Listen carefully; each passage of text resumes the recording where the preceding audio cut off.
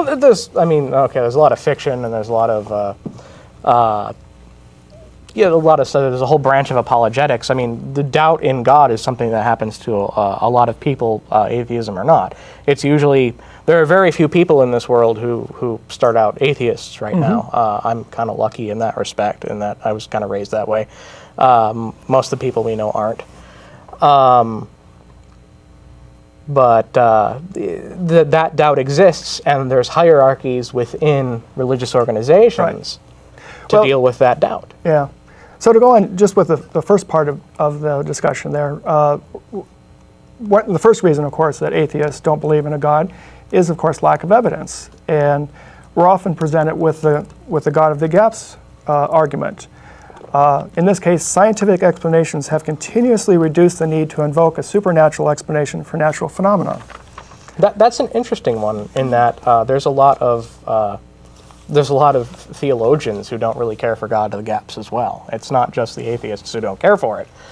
And then, because it also leads to weird problems like in the evolution debate, there's no gap there. There used to be a gap there way 200-300 years ago.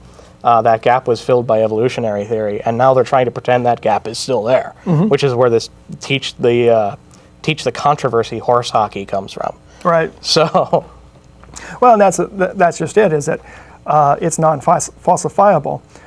When you say that God supposedly exists out of space and time, there's no way for you to actually prove that or disprove that claim. How could anyone possibly know? Non-falsifiable is a pretty big word there. You want to? Well, it basically means that when you have a theory, or actually a hypothesis, that hypothesis has to be both provable and falsifiable. So if you can both prove and disprove a theory, in other words, you have to have a way to actually disprove that theory. Oh, here's what you can do to test that it doesn't actually work. Exactly. Okay, all right. Not a scientist, sorry. And then another thing that's often thrown into our face is Pascal's wager. Weekly get Pascal's wager. Yes. Well, in a nutshell, Pascal's wager is that if all other things being equal, you should actually just believe in a God because it's a safe bet. But in that case, it's disingenuous. You're essentially trying to actually trick this omniscient being into thinking that you believe in it just because it's a safe thing to do. Not for me to discredit an argument because of the personalities involved, but is it Blaise Pascal, I believe? I believe so. Yeah, kind of a big guy in computing, which is something you may guess I know a little bit about. Built a difference engine and included little errors in his design so that if somebody found the documents, it couldn't be rebuilt. And known for being a generally strange character, and an interesting personality generates an argument like that. And it seems like a safe argument in the 18th and 19th centuries. It's I'm just going to I'm going to act like there's one, because what if I'm wrong, and that way I won't be set on fire or dragged through town or something like that. But in sort of our more accepting age, we can actually start having these debates. And like I said before, debate is the foundation of the society. At least we exist in the States. And if we were just to pretend that it doesn't exist because God exists because it's convenient, this debate couldn't happen, and we wouldn't move as forward as well as we would as a society, I feel. Right. And then going on to the second part of what I was saying, I was going to say to finish up the first part, there are, of course, many reasons why atheists don't believe in a God. And I've just given a couple in a nutshell. But I think it's more interesting to ask why or how do believers explain our existence? Because if there is incontrovertible evidence for the existence of a God, then there should be no atheist around. And for me, it's often presented as a case that we're not open-minded, but we're also arrogant, which is interesting because Christians claim that they are humble, but how humble is it to claim that a God created a universe just for you and is intensely concerned about your well-being and eternal soul?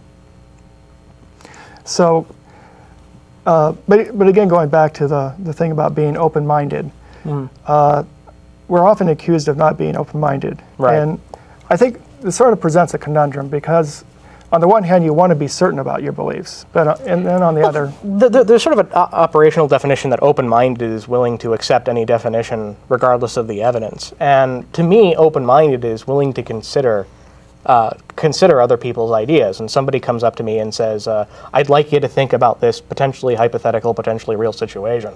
And to me, open-minded is okay, yeah, I'll listen. Well, let's hear it and let's go. But then that's when that ends. I then have to, if they want me to consider this as a real hypothesis, as something that exists in reality, I have to test it with what I already know and what I've already experienced, or the evidence that I have. Right. And there's sort of the evidence and falsifiability, and as you were talking before, and that's not really open-mindedness. That's the critical thought, which is something we also prize in this society. Well, and of course, for me, I was actually raised a Catholic, so in order to have converted to atheism, I had to be open-minded about this. I had to consider all the evidence and weigh it carefully, and for me, the evidence just came up short. I could not justify a belief in a God. So, moving on here, I think also for the Christian to accept the existence of atheists, one of the difficulties for them is the fact that we don't believe in an afterlife. For us, we freely accept that death is the end of our existence.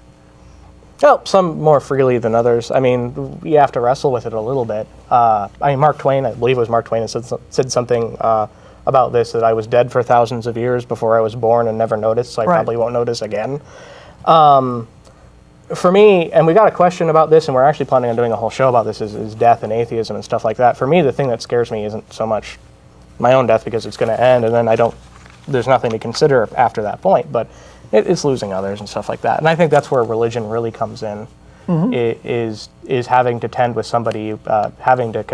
somebody you care about not being around anymore. And that's difficult. Right. But well, and as I was saying, the fact that we're not, I think there's a certain amount of doubt that comes in to our beliefs when we think that we're not really sure that the people that we've lost through death are actually in heaven right now.